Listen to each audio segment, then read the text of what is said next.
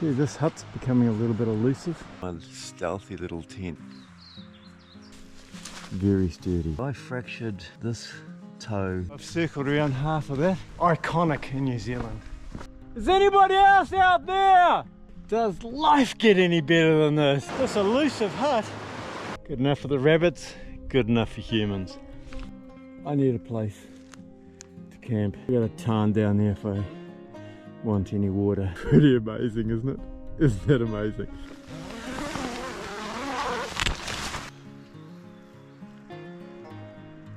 It's currently 7:15.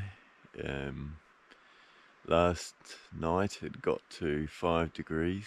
Currently at the moment it's around about 8. And yeah, it's time to get some porridge and crack on into the day. Don't you just love my stealthy little tent? That's another reason I bought this one, because it just really blends in really well. So this is the Radar XL. What is unique about this is it has a bathtub that's 210mm long, I think. Let's crack on and get some breakfast.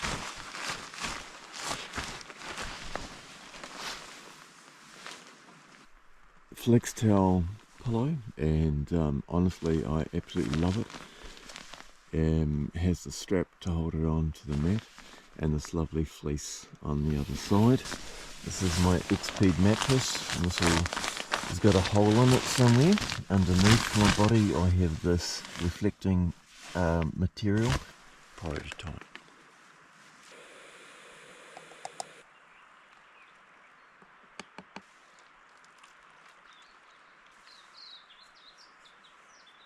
This is breakfast for gods, I think.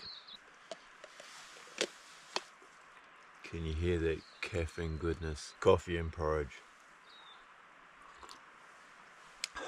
Oh, what a great way to start the day. So this is my Radar XR tent from Intense Outdoors. It has this beautiful crossover system. Very sturdy. And the reason I bought this is because you can simply move this to wherever you like. Foot maintenance. So I fractured this toe about 6 weeks ago, and I haven't actually cut my nails since, and so this toenail is cutting into the side here, and I was a little bit sore yesterday. So this tape here, wrap that around that toe there, lock these two together because this one's still a little bit sore after the fracture. Anyway, I'll carry on packing up and be out of here like a bald man. The last 2 days I've been double socking. This morning I'm just going to go single sock. Whenever you leave your campsite, you're looking for two things. You're leaving no trace. Oops. So even something as small as that, pack out, and you're making sure that you haven't left any items. Tent pegs are a classic. Okay, well, thank you, little tent site. I might even be back again. This is disgusting though. Toilet paper. On the subject of toilet paper, I carry it with me, but in the bush what I actually use is I use moss as much as I can. Honestly, it feels better on the date. You've got a little shovel or a trowel with me, dig a little hole and put the moss on top of that, and Bob's your auntie. I've gone and purchased this second-hand lice straw. Normally they sit around about $100, and the lady sold this to me for $30, I think it was. And so I'm going to put the water in here and then filter it into my 2 bottles. Geez, I tell you what, it took ages. I've never had to, but you don't know if there's a dead possum further up the stream. Just a lovely little walk. If you want to come up on Whakapapa and just take the kids for an introduction to a bushwalk, this would be perfect. Yep, work is that thing that gets in the way of us adventuring and enjoying life full time. Sadly, I'm going to need a little bit of money to buy another ultralight ground sheets. In the description you'll find a buy me a coffee, and I get 95% of that. Look how lovely this is. 10 years ago I ran from here to the big hut, and we took a photo on this bridge as we did, it was about 32k that day, in the days when I was young and fit. So if you were going to go clockwise around the Northern Circuit, you'd go to Mingimingi Hut first. It's a horrible route in between here and there, but that's 3 hours away. But if you're going to go anti-clock, you'd carry on past the Taranaki Falls. Isn't it a stunning day? Absolute stunning day. So far I've circled around half of that, and we have another 1 to 2 days to go. So there it is, folks, the first glimpse of the chateau. Sadly, it's been closed down. Let's have a quick look at the most stunning chateau. Look, in the days when we were broke and we came up here, it was just a touristy thing just to even see the chateau. You know, this is in the days before social media. You had to actually physically go and have a look at these things yourself. Anyway, we would go in, I'd order myself a coffee, and I'd play on their king size slab pool table just to make me feel like I'd made it, you know, and sit in those big plush leather chairs. Oh, it was a wonderful, wonderful feeling. So, if that's what it takes to inspire you to work hard, be entrepreneurial, and change your spots in life and get ahead, isn't that a thing of beauty? That's your backdrop. Isn't this sad? Empty, unused. Built 1929.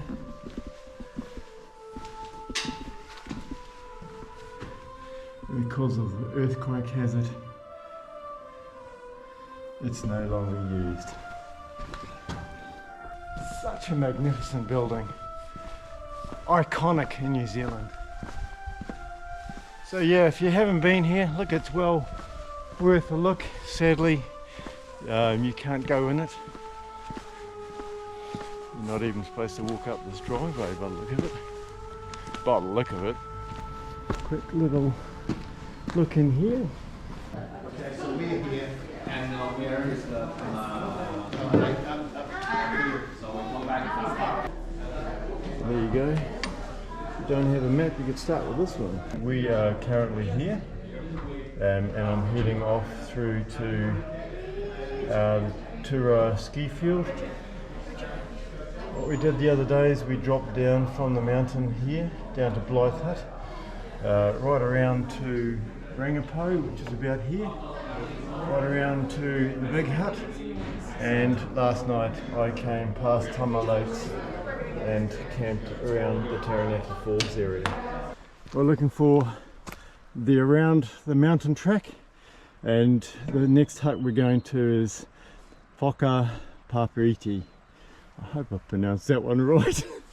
We're in about 2 hours and 30 minutes. That'll take us to 1:45 by the time I get to Whakapapaiti Hut.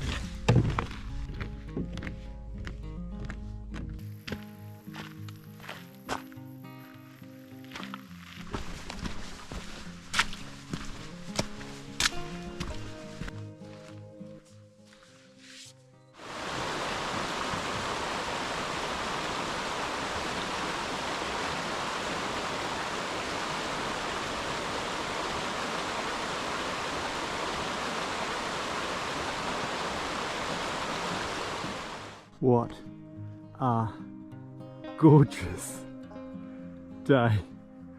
What a gorgeous day. Where are you all? For goodness sake, it's kind of like a holiday long weekend. Ah, so awesome out here.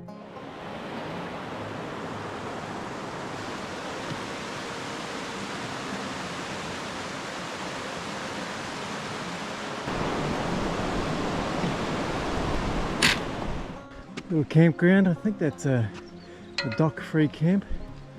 Hour 45 from Whakapapa village, and Gosh, we've got another 45 minutes to go.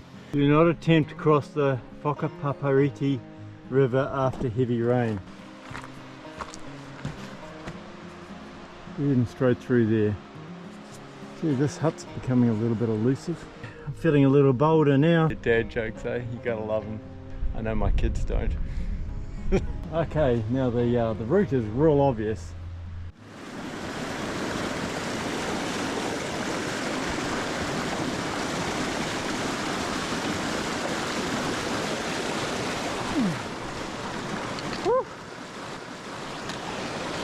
That could have gone bad. So I've come across through there. I mean, you could probably try to come through here or across these slippery rocks. This elusive hut can't be too far away. I'll stop here for a break. Kia ora. Māori hut, 6 hours. Just popped into a young couple. They've just taken 5 hours to get from Māori, so I reckon the hut's full tonight. I'm actually going to have my dinner now because it's going to be dark when I find a campsite. I kind of suspect I'm running out of gas as well, so get this out of the way while it's nice and comfortable, and that way I can just crash wherever. So if you think you're not too young to go hiking, what do you think of this one? I think this is an 18 bunker, there's only one extra room. There's a lovely stove, so if you're cleaning your teeth you'll always be out here, and the toilet's there. So really well appointed, and I suspect this would be firewood. I'm just going to stop here, have my dinner of all things, have my coffee, and crash wherever. Thinking about that around about 5 o'clock where I'm going to stop. I've just left Whakapapaiti Hut. Some wonderful people there, so if you're watching this video, thank you very much to the lady that gave me her gas canister, because I think my little one is about to run out. But yeah, they've all come in off Bruce Road. I'm going to keep hiking until I get to, say, around about 5:15, and then I'll be starting to look for somewhere that I could put a tent up, wherever that might be. In the meantime, follow along with me. If you haven't done so already, hit that like, hit that subscribe button, and please write a comment. Oh, hello. This is Arnold, just text me.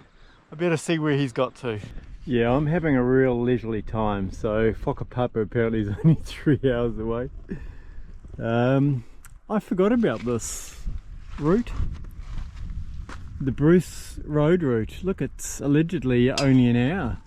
You can see the poles coming down.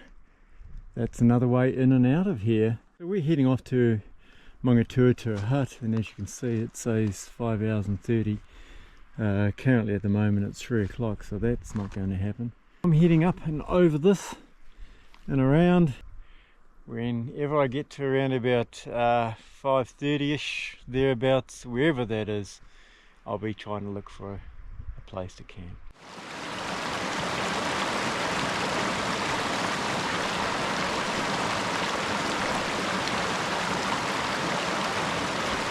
Now you know that's 3 river crossings.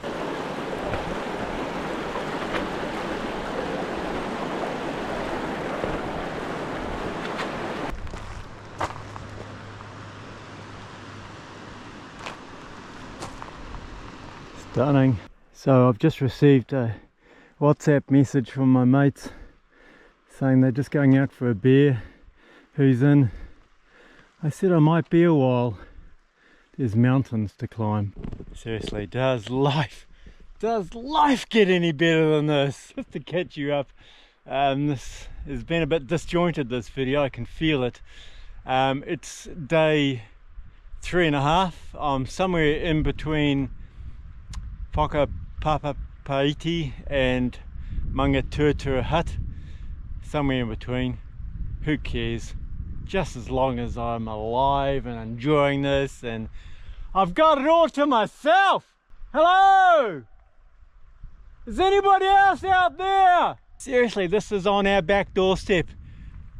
Where are all the Kiwis? Possibly at the pub drinking beer with their mates.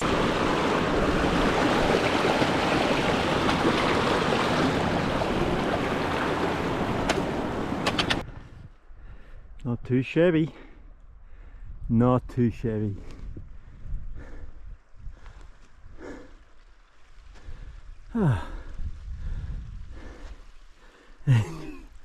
Still got mountains to climb.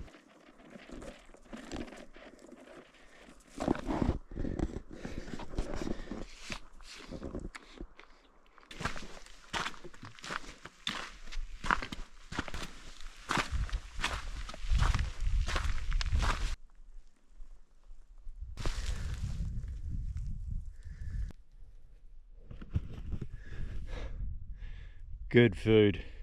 Good enough for the rabbits, good enough for humans.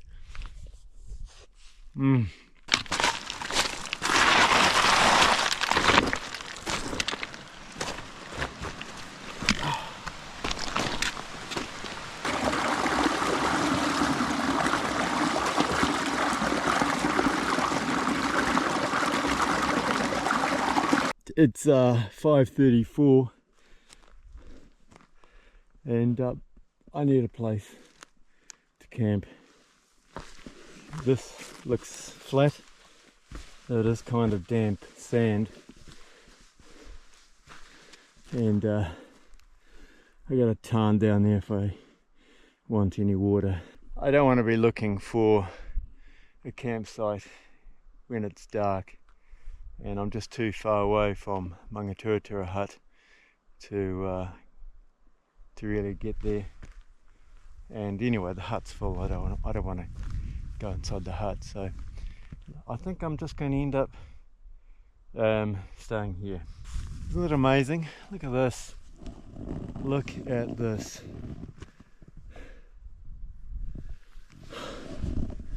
I'm nowhere where I wanted to be. I wanted to be at least another hour to 2 hours ahead of this, but it is what it is. I just don't want to set up tent at night. I just don't think that's very wise. I better crack on. I've only got about 5 minutes of light left. I have every scarab of clothing on. Look, before we lose all the light, let me show you where my tent is. Pretty amazing, isn't it? Isn't that amazing? I've tried to build myself a bit of a rock wall to stop the wind coming in.